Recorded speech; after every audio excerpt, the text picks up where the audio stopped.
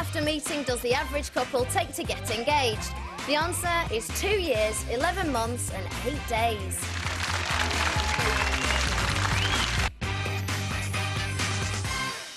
Right now, though, too familiar to commit. Do those who marry in haste have a better chance of making it than those who live together for ages first before saying I do? The stats tell us that is indeed the case. The longer men and women live together before marrying, the more likely you are to divorce, which is, I think, quite extraordinary, really.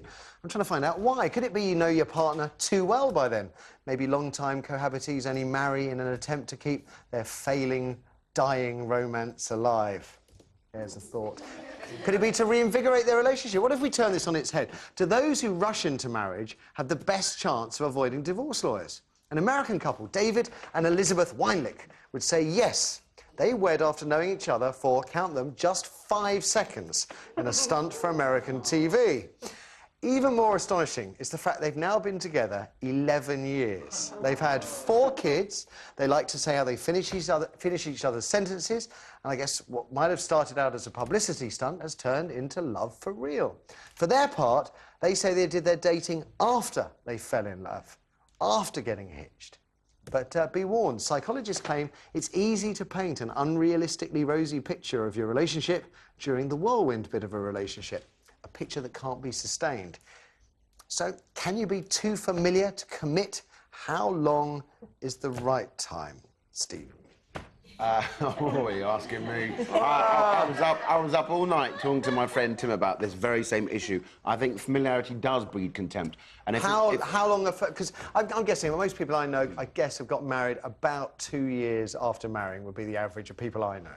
People I know, I would say about 4 years. They're courting for. Did you say courting? Yeah, yeah. They're getting together 4 years, but then that's quite a long time. Yes. Getting to know someone, and by the time you want to spice up the other part of it, you get married, and then you think, oh, actually now we've got to settle down, so you don't spice anything up anymore, and all that energy. So is that the case that you think that getting married is settling down, but cohabiting isn't? Oh, it's still dangerous. It's still like there's no tie, no commitment at that stage, and anything can happen. Wow, we love that. That juvenile attitude is precisely why it failed. What's juvenile about that? It sounds... Well, obviously, I'm happily married. John and I had hardly known each other at all. I'm doing cohabiting for the first time. 5 weeks in. I'm loving it. Good. Yeah, it's great. And so long as you continue to give each other space and listen to each other, etc., you'll have a fab time.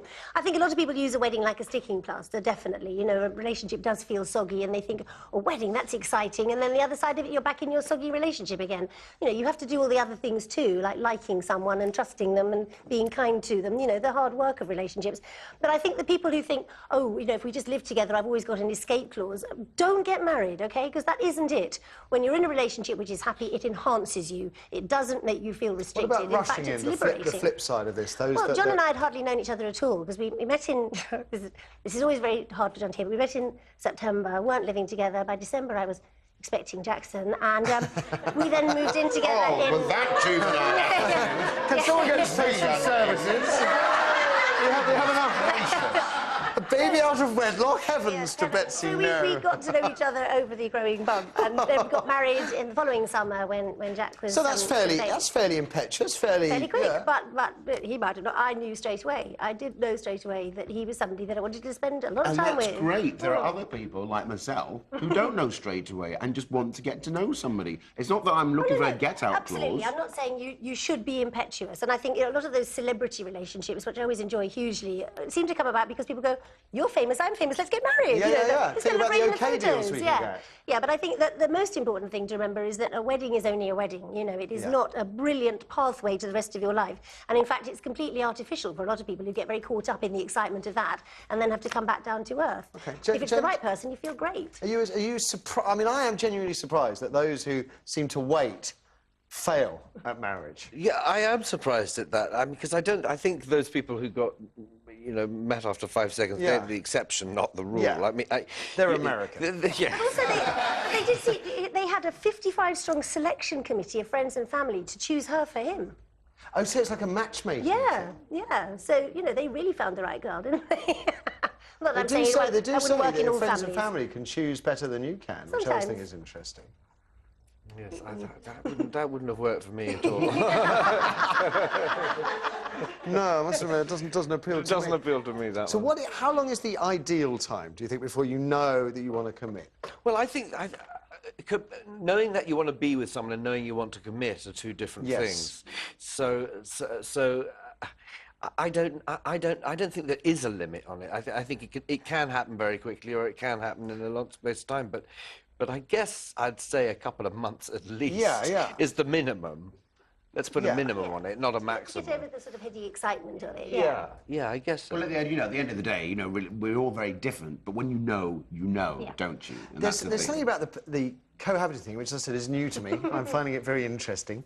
That cohabiting, if there is an end game that it is going to end in marriage, then I guess you start a stopwatch and it just sort of ticks along.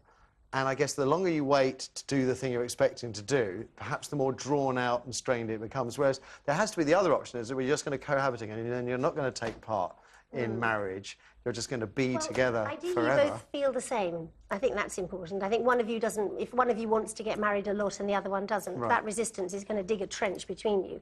But if you're both edging towards something where, even if somebody's been resistant before, I know I'm looking at you so hard. It's impossible to get away from. Even if a hypothetical person has been anti-marriage before, you suddenly think, actually, I want to publicly say to everybody, this is my person, and that's it. And then it makes you feel great. You could do a post on the M4 on a bridge, couldn't you? You don't have to have aeroplane with a banner, At this stage of your cohabitation, you're enjoying it. It's great. But then give it 6 months. Oh, thanks, Steve. You're a real mate. I've got this all week. How long have I got? 6 months? God. You'll start getting irritated. And then I'll do the logical thing and marry her then, yeah? Then you'll go, Weather people, aren't you? You'll come out and say, don't do it. I'll go, no, it's lovely. No, It's like having Satan on the panel. Fantastic. Tell me to ruin our happiness. Let's throw it over to you.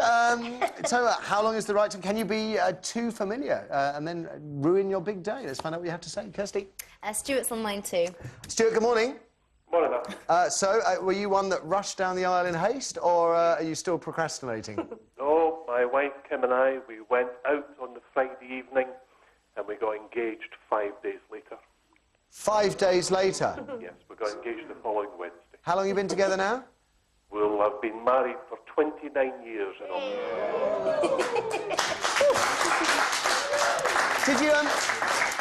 Did you live together for a while?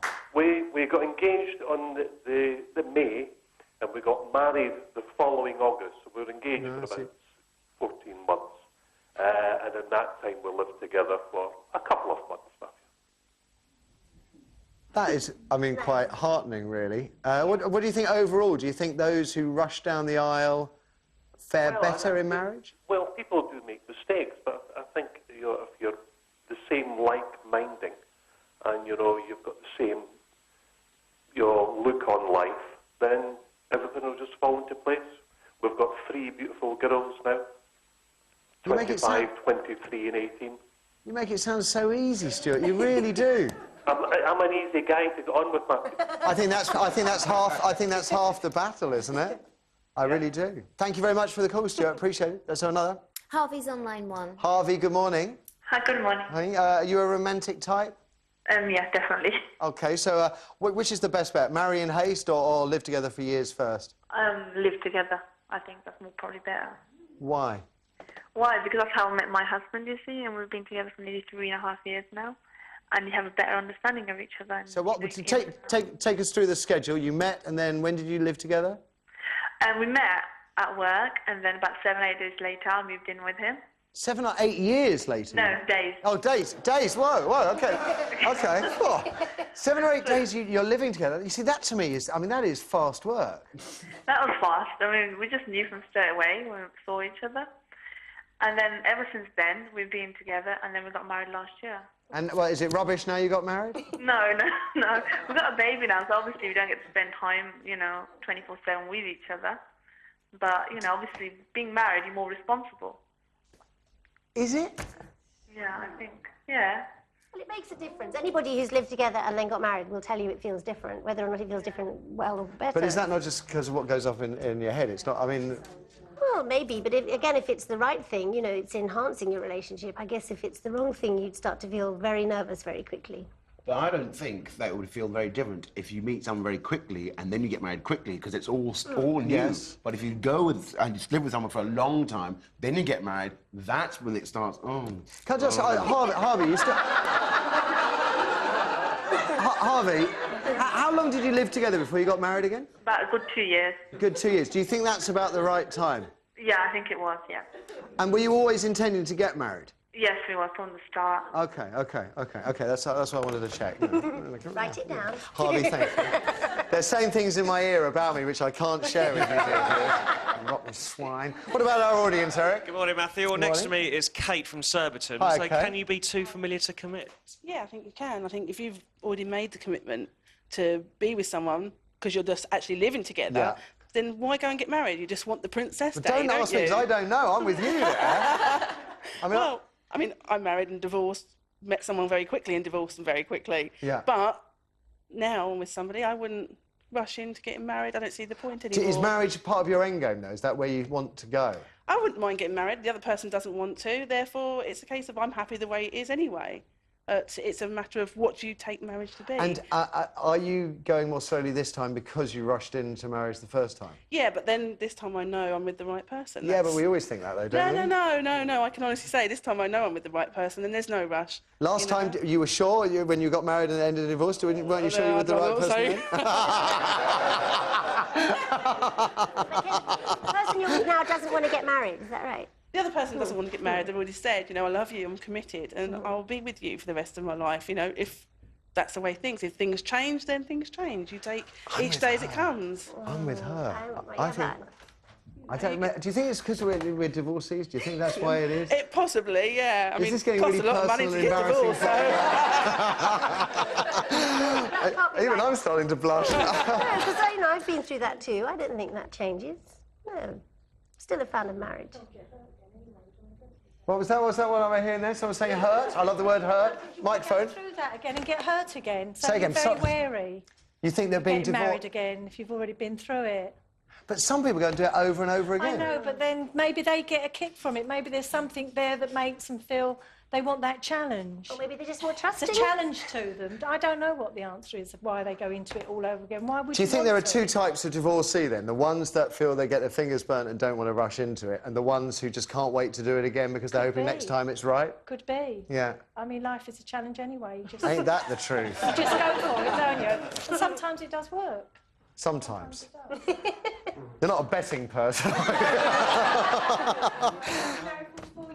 You've been married 44 years? Yeah. And how long... We've had our ups and downs, I can assure you. How long had you been dating before you decided... I met my husband when I was 16 and I got engaged when I was 18.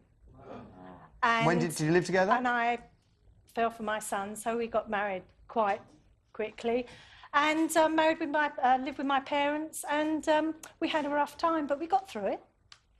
And we had, and even now we're going through it because my children are grown up, and then you've got to start all over again, haven't you? Getting to know one another. Yeah. And it is hard, but you get there. If you had your time again, would you do it differently? I think I wouldn't have married so young. I would have liked to have had a bit of life first. But I don't regret having my children, and I don't regret marrying my husband. You've got plenty of time. I Look at wouldn't want to get you. married You again, can still I'm do afraid. loads of things. But Well, I'm just sitting there thinking we flagged up this couple that have just celebrated their 81st wedding anniversary, and I'm looking at you thinking, you could actually beat that. 44 years now, you're looking in fantastic condition. I hope so, yeah. My husband's lovely. I mean, I don't want anybody else in my life. I haven't met anybody that can compare with him, so... Happy woman, everybody. Round of applause. You like that? Bless you. 44 years married. Amazing. Listen, gosh, we have to take a break. Financial Whiz Lawrence Gold is still to come, of course. I can't believe it's goodbyes already, but it is goodbye to you, James. Great to see you, really is, in the flesh. Amongst friends, I should say, London's Hampstead Theatre. It's on until 13th of June, if I'm right. 13th of June, that's right. And I think if you like a dark satire, it's well worth checking out. Janet and Stephen, thank you very much. We'll see you tomorrow. Give it up for the families. After the ads...